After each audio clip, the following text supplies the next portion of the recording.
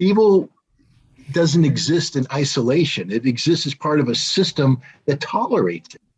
And America is the leading tolerator of Nazi evil today in the world. My God, Congress just debated, a $40 billion package that includes not just 15 billion for military stuff. We're paying the salaries of the Ukrainian military, which includes the Azov regiment. We're paying the salary of Nazis. If that doesn't infuriate you, nothing ever will. The American taxpayer is paying the salary of card-carrying Nazis in Ukraine today as we speak. That just blows my mind. No one, I watched the C-SPAN debate, no one in Congress raised their hand and said, whoa, can we not pay the Nazis?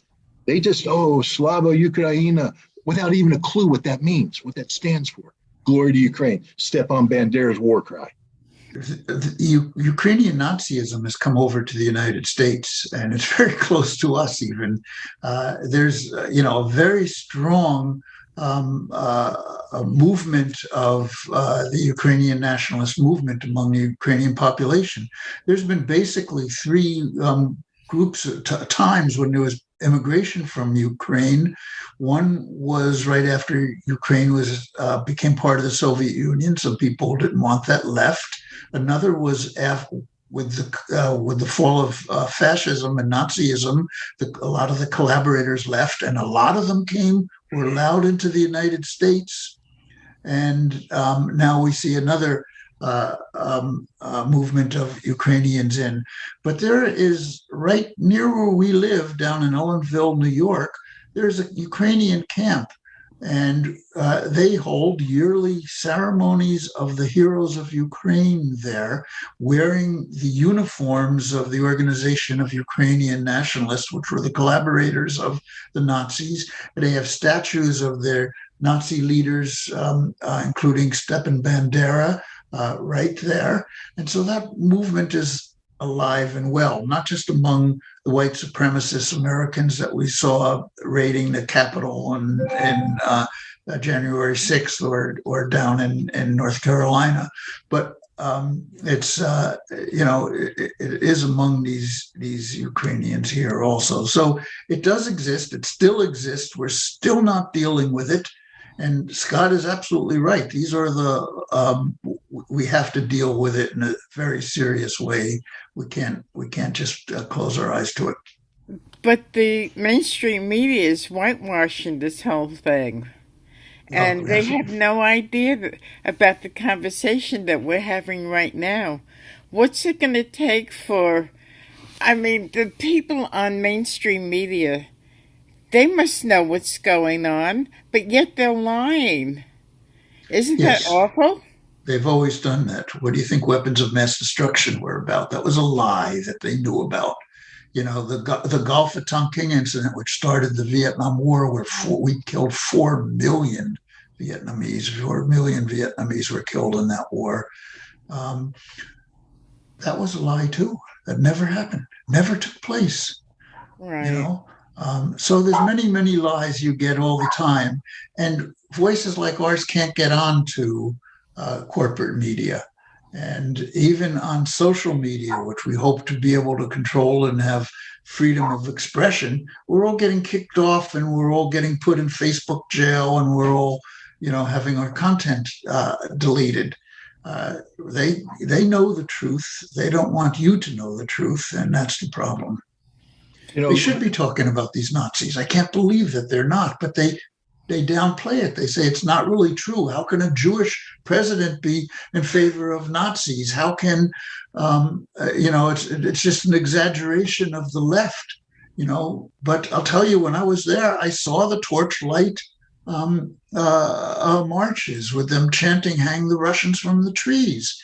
You don't think the Russians are afraid of that or worried about that these people who are in the military, if they got into NATO, might get a weapon, and they would like nothing better than to kill the Russians and destroy Russia, which is a common goal that the United States has, is to destroy Russia. And that's why we're willing to go along with them and support them and arm them.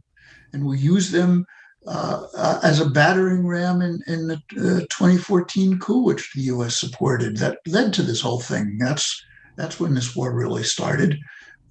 So, yes, they know the truth, and they don't sell the truth, and they'd be kicked off the TV if they did. I once, at the University of Albany, I heard a weather forecaster speak about climate change. And someone asked him, well, why don't you say this when you see these tornadoes and these stuff that is climate change? He said, because I want to keep my job. He's not allowed to say that. These people are not allowed to say it either.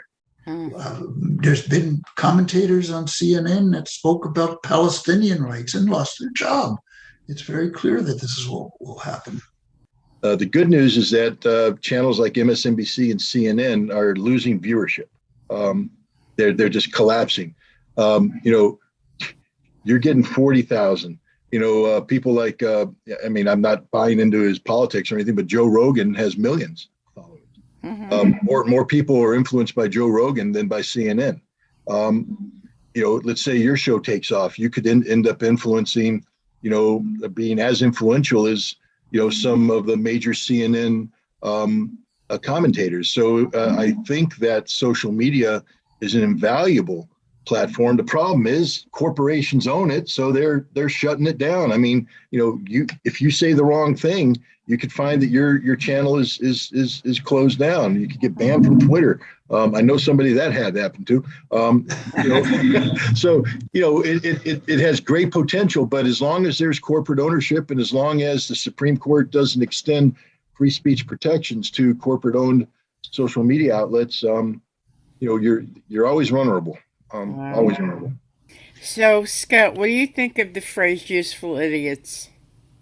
Well, it's an overused phrase. First of all, it's deeply insulting. First, to use that phrase, especially against Nazis, is to not respect the capability of your enemy.